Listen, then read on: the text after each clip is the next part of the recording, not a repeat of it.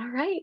Good morning, everybody, and thank you for being here. We are so excited to share this final campus conversation on the QEP with you all. I am Missy Patterson, and I am delighted today to be joined by the most excellent panel in the history of campus conversations. So I'm just going to invite them to say a quick hi and wave at y'all. We've got Dr. Richard Rhodes, our Chancellor. Hi, welcome. Glad to see y'all. We've got Dr. Monique Humphrey, our wonderful Provost, sorry. I'm giving everybody a promotion today. Good morning, everyone. Good to see everybody.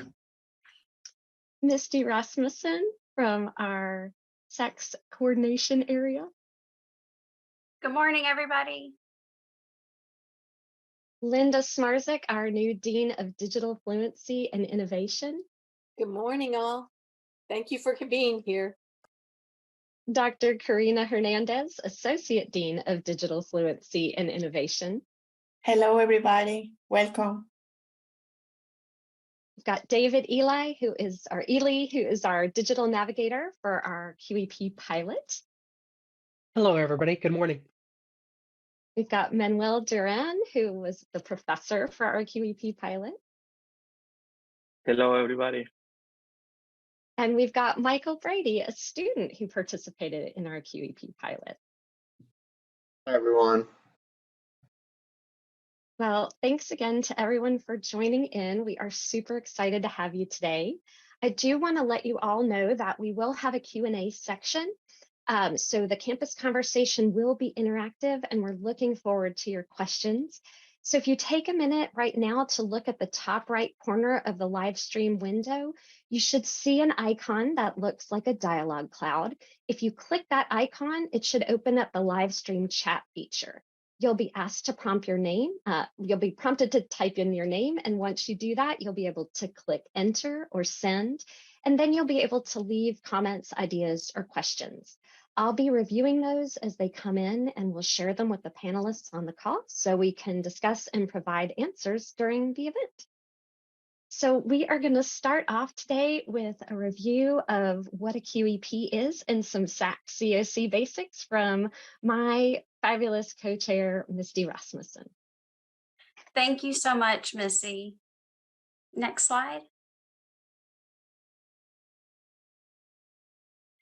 I just wanted to welcome all you Riverbats and thank you all so much for joining us today. We're so excited to be here to talk about the QEP, Digital Fluency and Innovation with you all. Some of you joining us may be familiar with the QEP, and some of you may be asking, what is a QEP? The QEP stands for Quality Enhancement Plan, and it is a required component of ACC's 2023 Decennial Reaffirmation with our college's institutional accreditor, the Southern Association of Colleges and Schools Commission on Colleges, referred to as SAC-COC. And every 10 years, each college that's accredited by SAC-COC must develop a new QEP. The QEP is a 5-year action plan to improve student learning and or student success. And our QEP, Digital Fluency and Innovation, addresses both. And later in the segment, Linda and Karina will be discussing that information. So why is the QEP important? Well, it allows the entire college to focus on work that's aimed at improving our student experience. Students benefit. Oh, next slide, please. Sorry, y'all. Students benefit because the work should, and it will, impact them directly. Faculty and staff are going to benefit because they're going to be collaborating and communicating with one another to support students in valuable ways. Also, the college as a whole is going to benefit because the QEP fits into ACC's strategic plan and the chancellor's priorities. And it's also a unique opportunity for our college to engage in a large-scale project to continually improve ourselves. Next slide. So I want to talk to you all about the SAC-COC on-site reaffirmation visit. One of the final components of ACC's decennial reaffirmation is this visit. The visit is taking place in 2 weeks and 2 days, and it is October the 24th through the 27th.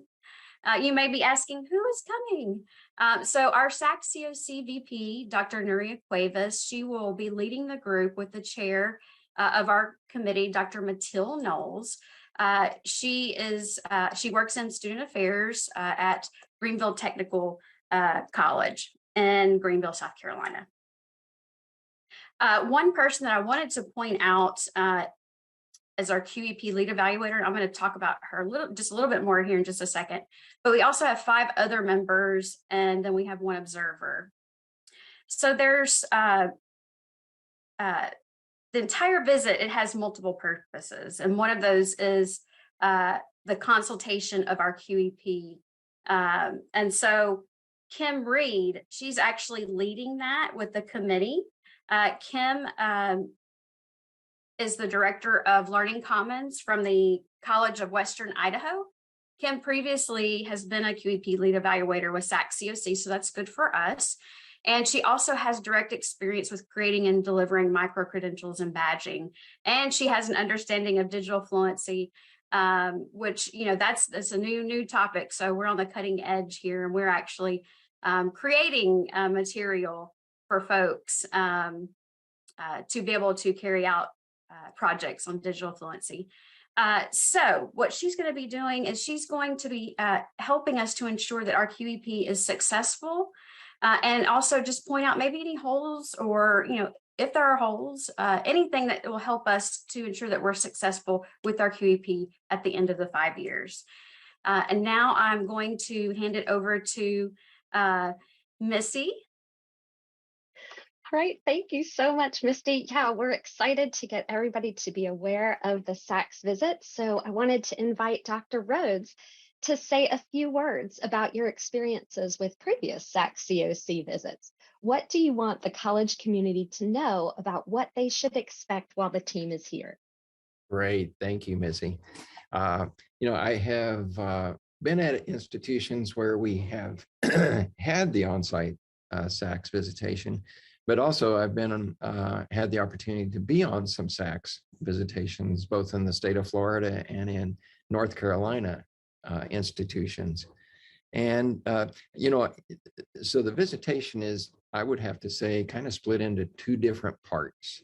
One is looking at the compliance of core requirements and standards, and just taking a look to make sure, because this is all about quality of the delivery of instruction for our students. And so some time is spent on that, and they take a lot of time to visit with faculty, to visit with staff, to visit different sites, visit with students. And so they will go to some of our campuses, they will go to some of our sites, such as high schools where dual credit or early college high schools are delivered. And they'll talk to the individuals at those sites. And so that's one part of it. And I will tell you, for the most part, the people who are on these teams are here to help us, to make us better, to help sharpen the saw, so to speak, in Stephen Covey's words. It's to make us stronger as an institution and more responsible with how we deliver education and successful in our students. So that's one part of it. The other part is the QEP, and the QEP used to have to be approved by the visitation team, but that's no longer true. What they're here to do is to listen, to look, and to give us feedback so that we can make our process better over the next 5 years. But I will also tell you that, having been on some SACS visits, I got more out of it than I think I was able to give into it, because every institution is going to do the bragging points and talk about the great things that are happening at the institution, and that's what we will do. And we'll be able to demonstrate the passion that our faculty, our staff, and our students have for learning. So they use, I would have to say, they use the case methodology, copy and steal everything. So while they're here, they are trying to get best practices and take back to their home institutions. But also, they do have a compliance piece of it. and they do have the responsibility to give us input. So it is, in my past experiences, it's a great collaborative time of sharing. Thank you so much. I'm sure we're all going to be looking forward to it, and I'm excited to see how it all goes. So, Dr. Humphrey, I wanted to ask if you would say a few words about why you think it is important that the entire college gets to know about our QEP. Definitely, Dr. Patterson. So when we think about the importance of the QEP from an accreditation standpoint, our QEP represents our collective focus on quality. So I've mentioned during some of the other campus conversations, everyone knows that ACC has a reputation, a national reputation for excellence in teaching and learning. This is an opportunity for us to share that we have cohesion and that we are all aligned around some common themes. Here, specifically, digital fluency and innovation. So this is the collective agreement at ACC as a district that we will focus on these skills for our students to make sure not just that they're able to demonstrate mastery, but also that they have the confidence to use their digital skills. And why is that important? Again, Dr. Rhodes has emphasized quality. That's the main point of a QEP, for us to focus on student success with an emphasis on quality and share how we are aligned across the district to bring that into fruition. So now that we've had a chance to look at our full QEP plan, we're very excited to be able to share that with everyone here today. Thank you so much, Dr. Humphrey. Well, we have a great panel today, and they are here to talk about the plan for the QEP. Linda and Karina, we're going to start off with you. Will you share the big picture? What do you want ACC to know about digital fluency and innovation? Thank you so much. Thank you, Dr. Rhodes, Dr. Humphrey. Thank you, Misty and Missy. Next slide, please.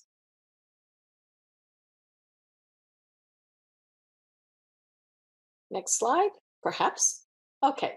One of the things that we want to mention right off the bat is that digital fluency is not digital literacy. Digital literacy is, Word, PowerPoint. You can do a few things in each one, and all good. Digital fluency, however, is the ability to string together a number of platforms, Word, PowerPoint, Excel, Access, etc., to be able to solve problems. And with it, that's what we're focused on. So if you say, oh, that's that digital literacy, I might say, no, it's digital fluency that we're working on. So with it, what we have done with the QEP, and we have been working on this for a number of years inside of computer science and information technology, and it became the QEP. As it became the QEP, we wanted to solidify, what is this? What are we trying to do? But it is flat out equitable academic career outcomes. 82% of the jobs today need digital skills, aka digital fluency, so that somebody can have those digital and professional workforce competencies. Next slide. One more click. What we're going to do is take you into our why, who, what, when, where, and then how in the next 8 minutes. And why we are doing this is we recognize this a number of years ago through a grant, that what I said, you have to have digital skills these days to be able to move into a middle skills or even an entry-level job.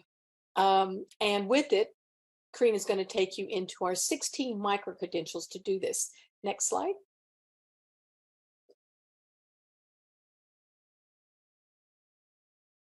And how it was that we were able to get here and what sets us apart is that these micro-credentials are stackable. We offer them and we look for the Holy Grail as we studied and studied and studied. What does a student need these days? Competency-based education. It could be online or hybrid.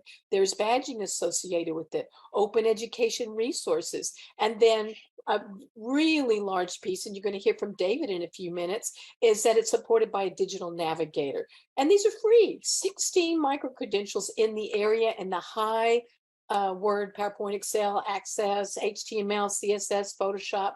Karina will show you those in a minute, but these are free for anybody who wants to take these. They do stack back into CSIT, but we'll give you more information about that a little bit later. Next slide. And then with this in the what? Karina, I think this is you. I'll have to come back to the who in a later point.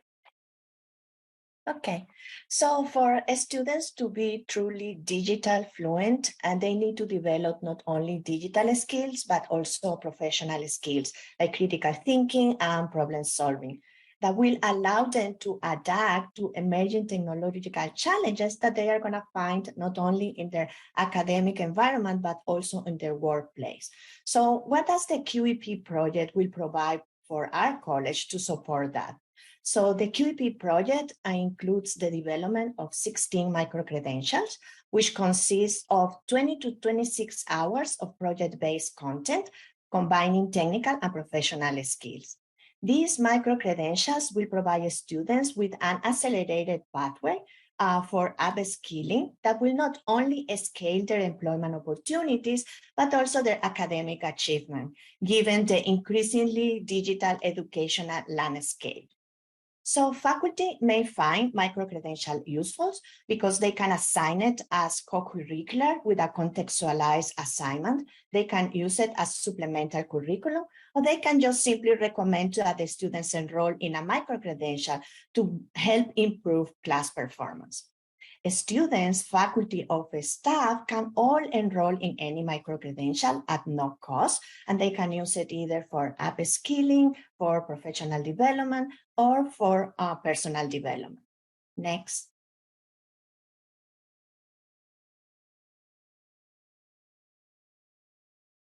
Okay, this is back to me. So the who. We recognize a very certain demographic. And in this, I'll give you a very quick story about a student who'd taken an iteration of some of this previously.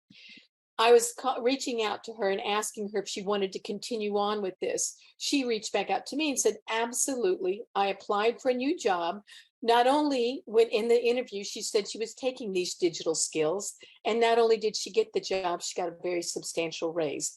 That's our demographic. That's our happy place. That's who we want to be able to help. Next slide.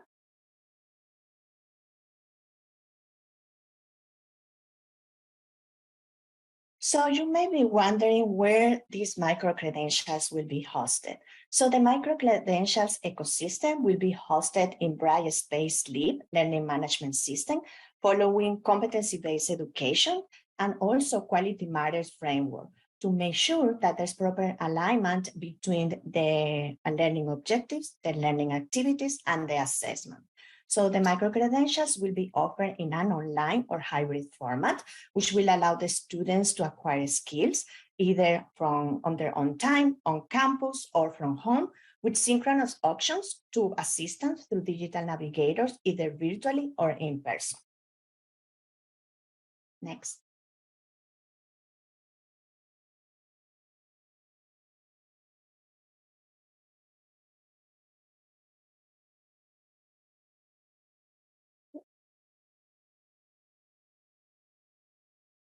So when is this all going to happen? So every micro-credential goes through a 3-stage implementation cycle that includes development, pilot, and launching. The development stage is related to defining the curriculum, the learning activities, and the assessment strategy. The pilot phase is the one where we do the very first release of the micro-credential, and we use it to collect and analyze data to identify what worked, what didn't work, and areas for improvement before we release it. The launching phase is where after we have implemented all the lessons learned that we collected from the pilot, now we are ready and incorporated those in the micro-credentials. Now we are ready to make the official release of that micro-credential to all our college. All 16 micro-credentials are planned to be fully developed by the fourth year of the QEP project. That's around spring 2025 as follows. So we already have the development and pilot of the Web Builder micro-credential, and we are launching that micro-credential on October 17 with about 90 students. Next. The next round of micro-credentials will be launched into summer 2023. And we are currently, we have faculty which are subject matter experts in the area of Intro to Computers and Internet Search, word processing, presentation software, spreadsheets, and data management that are gonna be developing those. So by summer 2023, we're ready to launch these other 5 micro-credentials. Next. By fall 2023, we will incorporate another 3 micro-credentials, which is Photoshop, HTML, CSS, and Web Analytics. Next. By summer 2024, we are going to have 4 more micro-credentials for advanced PowerPoint, interactive media, social media, data analytics. Next. And finally, close the cycle of development, pilot, and launching on spring 2025 with the last 3 micro-credentials, which are system thinking, problem solving with AI, and project management. Something that we want to clarify is that as part of the curriculum of each of these micro-credentials, we are incorporating professional development of professional skills, and the professional skills that are targeting to the micro-credentials are critical thinking, ethical reasoning, problem solving, written and oral communications, and teamwork. Next.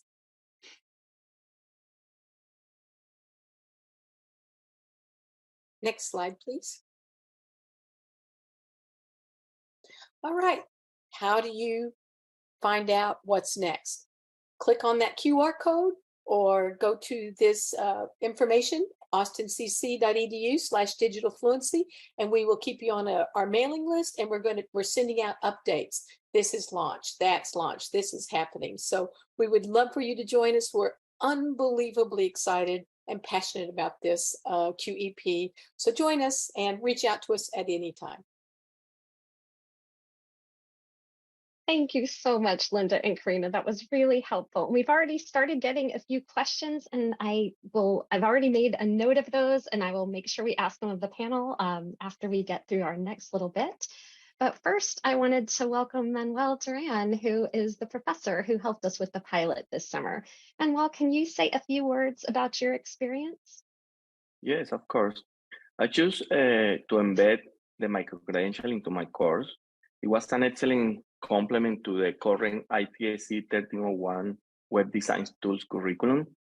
It provided the students the opportunity to add to their experience of hand coding from scratch their websites by giving them exposure to a different approach to website development using the open source website creation platform, WordPress.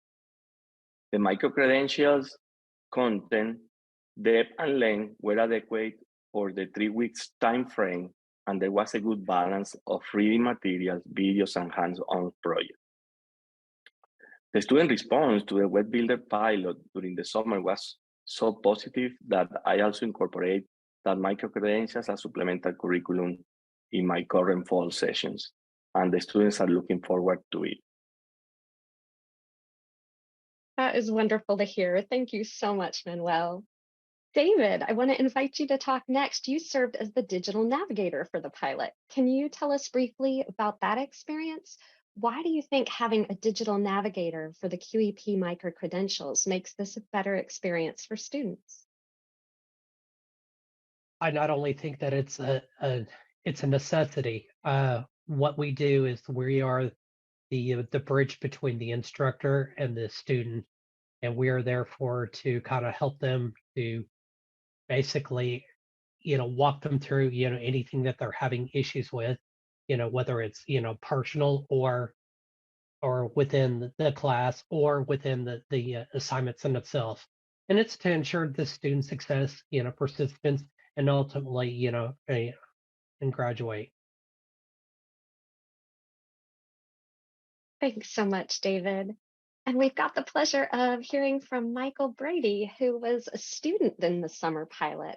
Michael, we'd love to hear a little about what you enjoyed about earning this micro-credential. Yeah, well, I mean, well, it was a, I guess just to give a little bit more details about the micro-credential. So I was in Professor Duran's web design tools course, where we were learning a lot about making websites from scratch, right? Using just, HTML, CSS. But what the micro-credential offered was another way that a lot of people and companies use to make websites, which is with WordPress, which is a really, popular software for making websites. And I previously not worked with WordPress before, so it was great to get a hands-on experience learning this new tool that's really popular. And as somebody who has, applied for different like tech jobs before, I can definitely attest to that. WordPress is a skill that a lot of employers look for. So yeah, to just have like that hands-on experience doing something that a lot of employers are looking for, I thought was just really valuable, and it's something else that I can add to my resume and make myself more hireable. At the end of the micro-credential, we also were able to build a website with WordPress. So it wasn't just learning about WordPress, it was actually working with it to create something. And the main thing that I liked about that aspect is that you actually get to create something that you can show your employer, right? So it gives you an opportunity to not only learn the skills, but then also demonstrate them in a hands-on project. Thanks so much, Michael. That sounds really awesome. So now you've heard a little bit about the QEP, and I want to just thank all of you, Karina and Linda and Manuel and David and Michael, for sharing all of that. Dr. Rhodes and Dr. Umphrey, after hearing about the plan and the summer pilot, can you share your thoughts? Why are the two of you excited about sharing this QEP with the ACC community? I guess I'll start. I'll just say how proud I am of the development of this. And so I want to also second what you said, Missy, and thank you, to Linda and Manuel and Karina and David for making this possible for students like Michael, because Michael hit it, right on the spot that, these are the types of skill sets that our students need to have in their toolbox as they go forward, whether it's to transfer to a university and complete a bachelor's degree, or whether it's to go directly into the workforce. These are the types of skill sets necessary, and it's going to give them a leg up. It's going to give them the advantage, regardless of whether it's at a university. They're going to have skill sets that other students do not have because they came to ACC.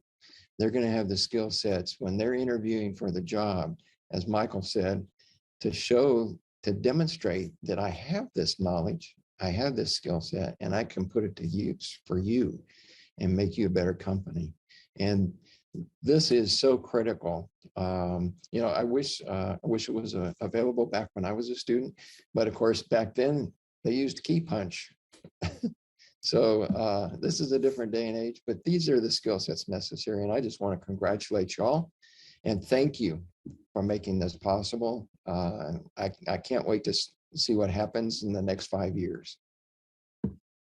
Dr. Rhodes, I could not agree with you more.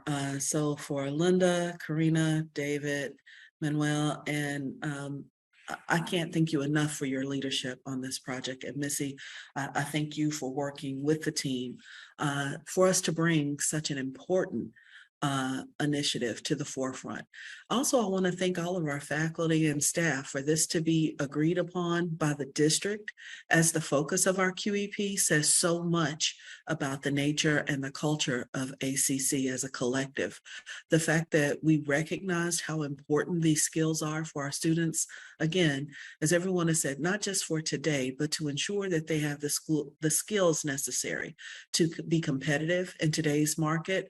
And again, this is regardless of discipline, regardless of area of study, all of our students need these skills. So one of the things that is especially exciting for me is when I listen to the details that the team shared today, the amount of progress that's been made, the intentionality around the design, I think about how these skills are going to be so important for our students, but also how important it is for our entire community. I can imagine that there will be many people that will be asking if they can complete these modules outside of the traditional ACC community. So I'd like to hear from the group if there are any plans for that, and also if this is open to ACC faculty, if they're saying, wow, I'd love to dig deeper into AI or into data analysis and some of the other skills that you shared. If you could elaborate a little bit on that. And before they do, I would just say that I'll bet you we're going to have students from the University of Texas at Austin and from Texas State who are going to come back to ACC and say, how do I get these skills? Thank you, Dr. Humphrey, Dr. Rhodes. Yes, Dr. Humphrey, we've been working with your consultant about how to make this a subscription-based model, but we're keeping on with our mission of 16 micro-credentials for the QEP, but absolutely that is, we're really excited about that, and we've been working with her. We were working with Linnea Fletcher. Some of you may know her just recently, and we showed her these micro-credentials, and she said, you don't understand. You solved my problem. I have 130 sites. Let me know when you're ready. And so, yes, absolutely. In terms of faculty and staff, that is the hopes. We have a group of administrative assistants who want to take the web builder, and we have a pilot set up for them. We've been waiting to, our contract is signed for our Brightspace Leap, which is fantastic. And then we can start our pilot for that group as well. So, yes. So I guess my reason for raising the question is thinking in the scope of our accreditation work, just trying to emphasize how relevant and these skills are for everyone. And so as we are providing the environment for all of our students to obtain these skills and to build their fluency and to build their confidence, I just want to share that the group has done an amazing job in design and intentionality in ensuring that we have the right skills that resonate with our community and even larger. That's the main thing that I was trying to share, that your team has done an amazing job from intentionality to ensure, even based on the research, that, if you look at the World Economic Forum and the skills that our students need for today and in the future, the QEP is 100% on target in making sure that our students have the skills that they need to be competitive for the long run. So thank you. Thank you so much, Dr. Rhodes and Dr. Humphrey. I want to let everybody know that now that you've heard all about the SAC-COC on-site visit and our QEP, which is Digital Fluency and Innovation, we want to open it up to you and make sure you get your questions answered by our panel. So I'm going to remind you now to look at the top right corner of the live stream window. You should see an icon again that looks like a dialogue cloud. If you click that icon, it'll open the live stream chat feature and it will prompt you to type in your name. You can type it in, you hit enter or send, and then you'll be able to leave your comments or questions. I've already gotten a few that people typed in earlier, so I'm going to start with those. But I will be keeping my eye on that live stream chat so that I can present your questions to the panel. So the first one is one of our participants asked, what is badging? So Linda, Karina, would you be willing to share that? Sure. Badging, think of this as you've completed for these micro-credentials 20 to 26 hours. Fantastic. boom, you get a badge that can go to LinkedIn. We're working with the platform called Suitable, and that is being brought up. I think it's in its third phase to bring up Suitable. So you get a badge, and that badge says, yes, I understand now, HTML and CSS. It's not that you're going to do a deep dive and be completely proficient in this. It's just going to, more than anything, make you very, very curious about, I really like that. What else is there that I can do? So that's the idea behind this. But badging, it's a digital. Yes, you've done well. Great. Thanks, Linda. The next question was, will the Brightspace Leap be accessed through Blackboard? Karina, you want That to might take be for Yeah. Linda or Karina. Yeah. Yeah, so this is a completely different learning management system. So it's not attached to Blackboard, and it won't be available through Blackboard. It's by itself a learning management system, a new solution that we are incorporating for the micro-credentials ecosystem. Thanks so much. I wanna just complement that answer.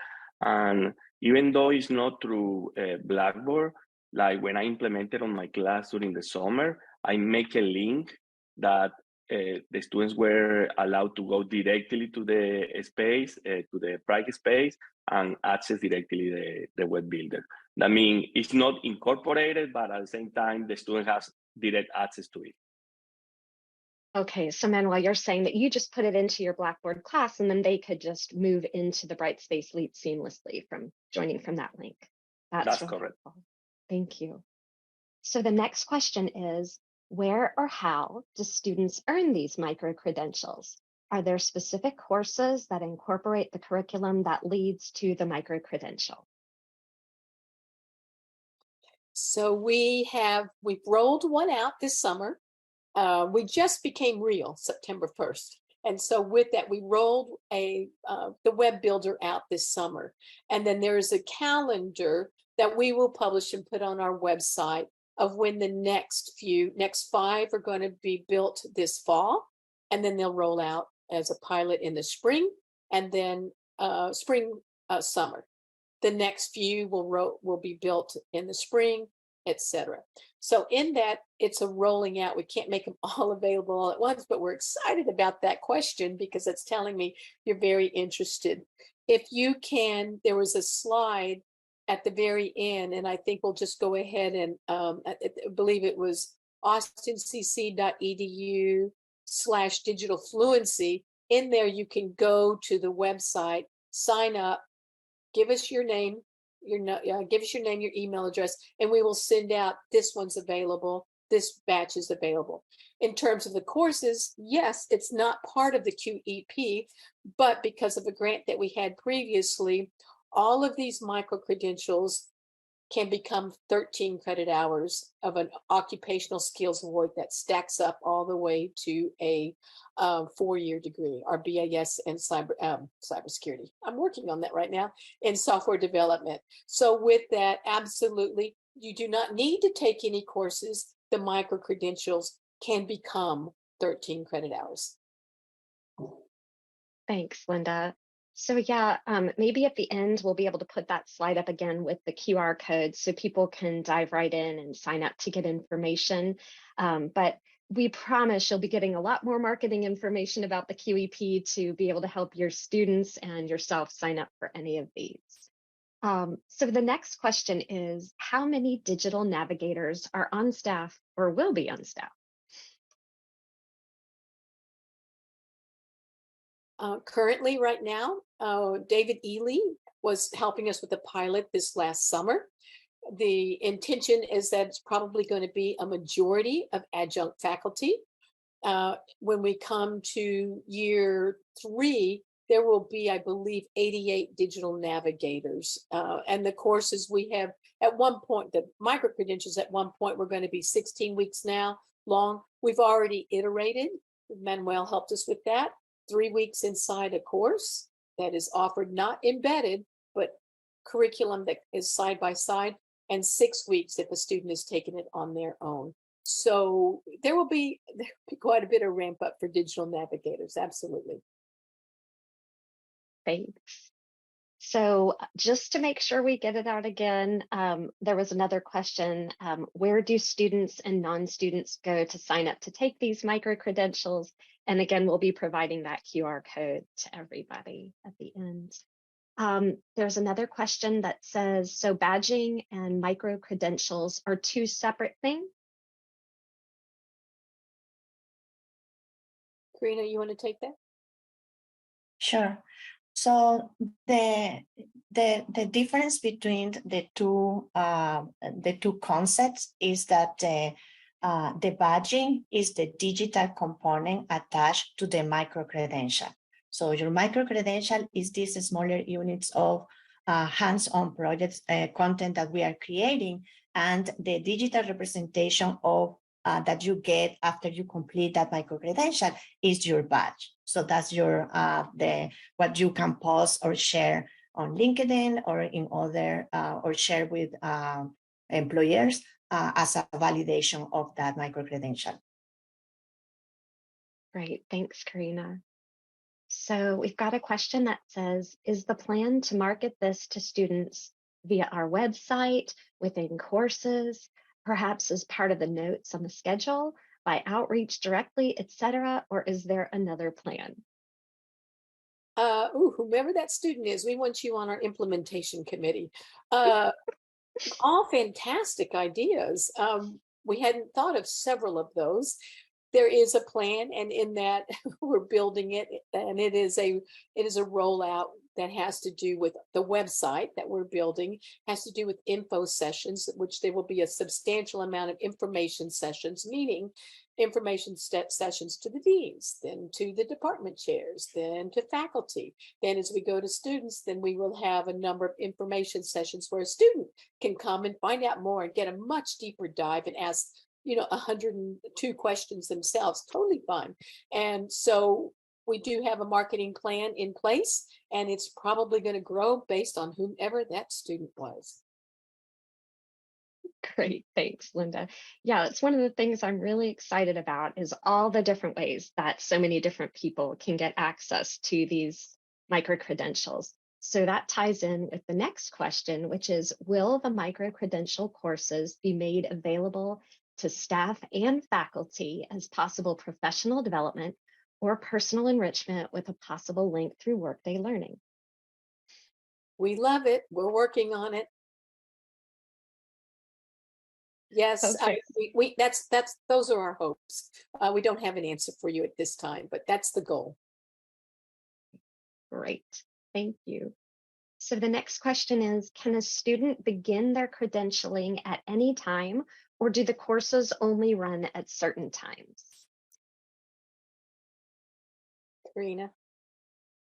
So the plan, so we're still working on that process of when we are going to be releasing or how many times during the years we're going to be releasing the micro-credential, but the plan is that based on digital navigators availability and how many students are currently enrolled, we are going to be able to continually open new sessions for them to enroll. So there won't be fixed times. It will be based on the on-demand that we are getting for the micro-credentials and the availability of digital navigators to provide the support for the students.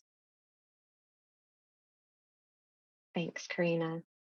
All right, so the next question, this one I'm not as clear if it's related directly to the QEP, but I'll go ahead and ask it and y'all can take a stab at it. It says, we've talked a lot about the academic resources that the university is planning. Are there any plans to keep non-academic support services well-resourced for the next few years? And that may be more a Dr. Rhodes or Dr. Humphrey question. Maybe if you could elaborate, or the person that asked the question could elaborate on what they mean by non-academic supports. Are they saying non-academic supports for digital fluency? I just want to make sure I'm clear in responding. Perfect. So Blake, I'll invite you to chat in a little bit more about what you're asking, then we can come back to that question. Thank y'all. So the next question, well, it's actually a comment. It would be great to also offer it to alumni. it would help their career progression. So we've got some great suggestions about how to share this with others. So I'm going to go ahead and ask, what is, for the folks on this panel, what is one thing about the QEP that you are most excited about? And I'll just invite y'all to dive into that. What's the thing you're most excited about?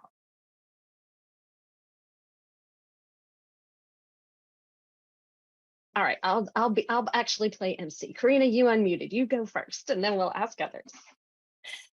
Okay. I think I'm excited about everything about the project, but the most important thing is that how beautifully it aligns with our college commitment to develop equitable and inclusive learning with a lot of support from the students. And micro-credentials and this initiative fit very well into that. We are creating flexible ways for students to upskill, for faculty or for our staff to develop professional skills that are needed in today's workspace demands. And we are providing and caring for our students and for anybody taking the micro-credentials to make sure that they have all the support needed to complete it, and that they can see the value of this not only within our academic environment, but also outside ACC. I would just say I'm the most excited to see the excitement in students like Michael, who know that they need these skill sets and they are excited to get these skill sets. So I'm excited about the future of our students. I'd have to piggyback with Dr. Rhodes. The thing that I'm most excited about is with this QEP, not only have we said that these skills matter, we've given students a tangible way to obtain the skills and reduced any barriers to being, having any, I guess, feelings of being unsure or having imposter syndrome about not knowing where they need to go to obtain those skills. And we're making them easily accessible to all students. So that's extremely important to me and just very exciting when I look at the future of our college in the next 5 years and where I think we'll be as a result. Thanks so much. Does anyone else want to contribute to the thing you're most excited about the QEP? Linda. Sure. I'm excited about the project, but the future of the project, meaning if Photoshop is no longer the platform of choice, that pulls out, something new just pushes, just a new micro-credential just comes in. And so the ability to expand upon this, we have our QEP, but the ability to expand upon this in ways is just, I see it's unlimited in my mind. It's just a matter of what do students need? Does it align with what the industry needs? So I can see, yes, 16 micro-credentials. It wouldn't surprise me if at some point it becomes 100 micro-credentials. And then in that it becomes a subscription base. And then it becomes a funding model. So I put on the business hat when I put on my humanitarian hat. Karina and I are cut from the same cloth. The idea that that student, I cried, that student was able to get a job, and she was in the janitorial services of a company. And in that, she was able to move out of that, get the job, get a raise. And that's where I get very verklempt.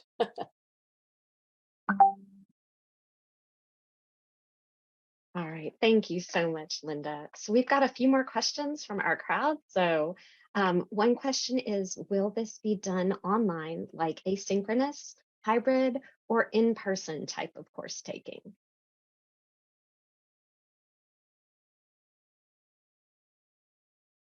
David, do you want to dive in with that one? Because I know you know the answer to that one. I do. I was trying not to monopolize here.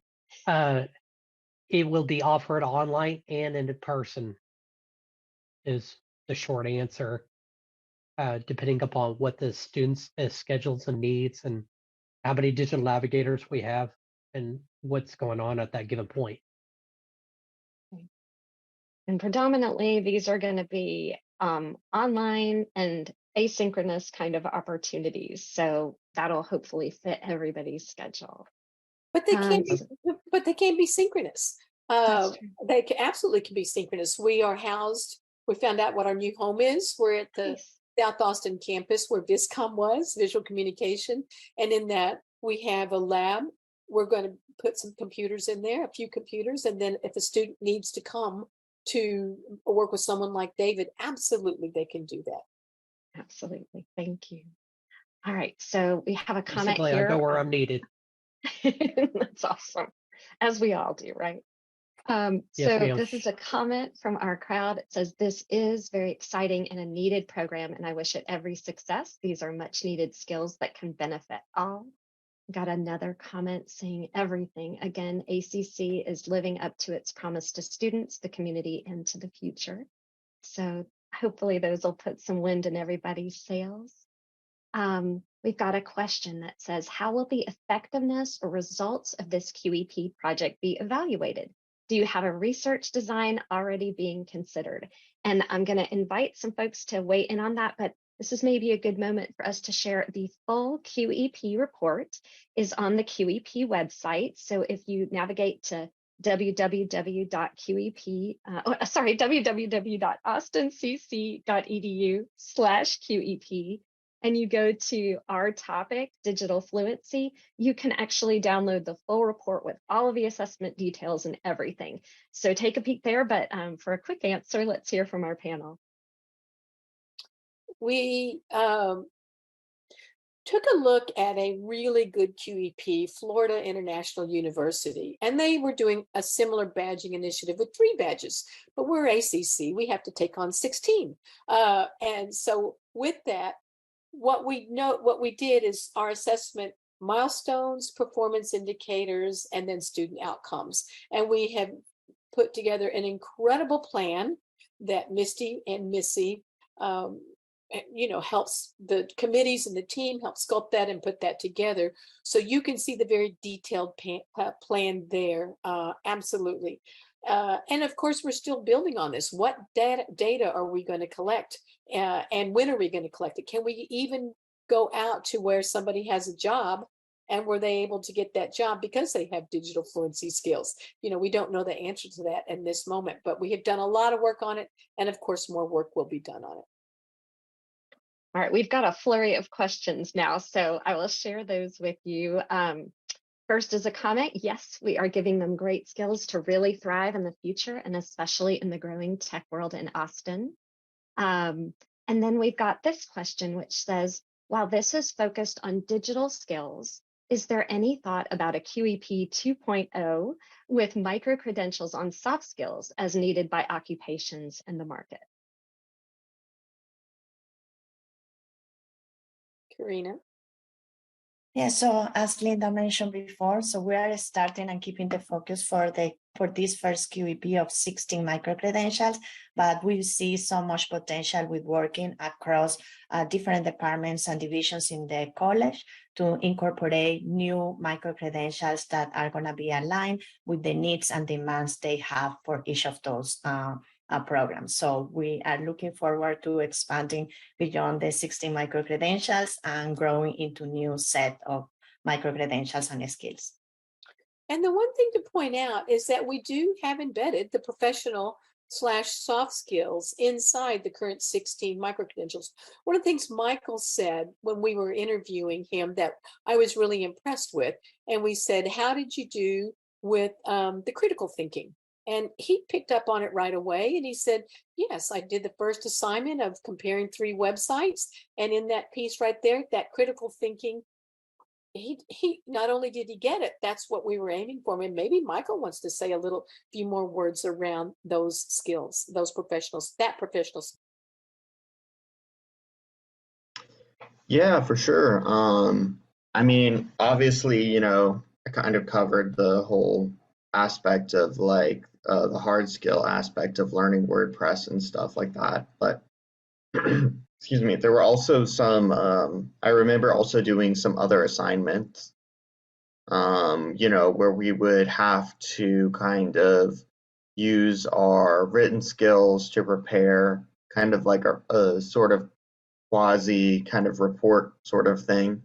looking at like different websites and things like that, and building those skills are obviously really important, because I mean, if you're in my case, like if you're someone who is trying to be a web developer, you're not only going to have to design the websites, right? You're going to have to communicate with the rest of your team, right? So like, I guess I'll comment a little bit more on my position, but like, a web developer has to work with like the administration of the company, but also with the UX and UI designers, right? So they'll provide the mock-ups that you have to code into the site, right? So there is feedback and communication that goes on between the UX UI designer and the web developer. So those like extra kind of soft skills, right? Like the written and communication and critical thinking skills, will also, I think, help prepare students for that kind of team effort that really is, building a website, or I'm sure doing anything else in the business world. Thanks so much, Michael. I appreciate that. Good to hear.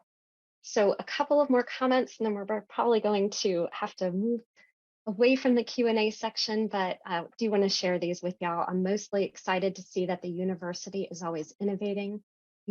Resource utilization is very important to me, so it's good to see new processes are always being implemented.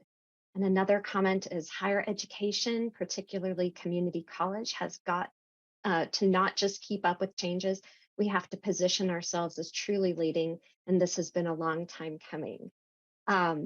And here's a question: any opportunities for students to engage with other students who are also doing the badges?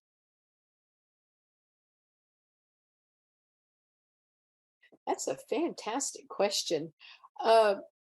At one point, we thought about working and creating student champions. And so these student champions then can talk with other students like Michael and say, this is what happened. And so the peer-to-peer assessment of where students can talk to students, work with students, but in the info sessions, absolutely, you will see other students talking about it. In the micro-credential itself, that's the peer-to-peer piece that we intend to have happen.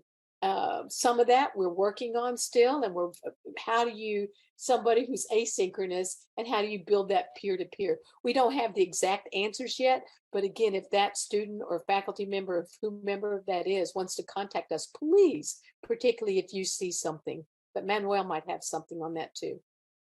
And unfortunately, we are well at time, so I wanted to just thank everybody and invite Dr. Rhodes and Dr. Umphrey to help us wrap up. I'm so sorry we didn't get to all the questions, but y'all see the faces here, and you know who to reach out if you have additional questions, and there is the QR code to learn more.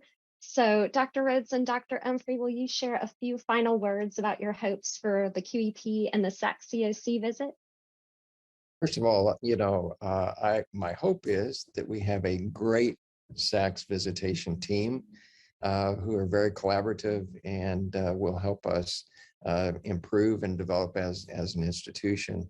But I just want to say once again, thank you, because this is going to make the future for our students brighter and give them greater advantages. And so my hopes are that that site visitation team sees that passion and that it comes through.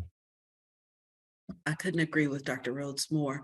I'm so thankful to each member of the planning group from all of your work. Again, I can't say that enough, in the intentional design to the steps that are being included to make this an inclusive process. That means a lot. When I think about our QEP visit, I'm really excited because I hope that the QEP team that is working with us just gets a small glimpse of the intentionality, the care, and the compassion, and the concern, those 3 C's that we exhibit as we work with our students, that went into the design of this, and then how we look to implement the 3 C's from an implementation standpoint. This was done with the intent that our future students, our current students, will be the most prepared, the most robust when they go into their job interviews. And then also just as important, when they show up on the jobs. The way that I think about this QEP, I'm excited because I think as we look 5 years ahead, 10 years ahead, employers will say, I want to make sure if I have 2 candidates that I get a chance to interview an ACC candidate, because I know that they will be digitally strong and that they'll have those skills in addition to their area of study. That's just something that we will be known for, excellence in digital fluency. So that's exciting for me. It's exciting for our students. I can't say thank you enough to the team. And if you're one of the people that's joined in, I hope you understand and you're feeling the same excitement for our students. And if you get a chance to participate in our accreditation process, I hope that you're able to express your thoughts around this and the shared excitement. So I couldn't be more excited for us as an institution. Thank you all so much. I just want to say it has been an incredible honor to work with this team. I appreciate all of you for joining in today to learn more about the QEP. I hope you're feeling more prepared for our SAC-COC on-site visit and you have a better sense of what the QEP for digital fluency and innovation is all about.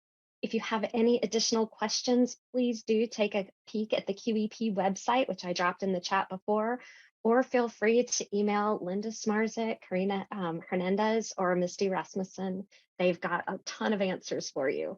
So we invite you to all get involved with the QEP and help students, faculty, and staff improve their digital skills. Y'all all, thank you so much and have a great afternoon. Bye-bye. Thank you. Thank you. Bye-bye. And thank you, Missy. Thank you.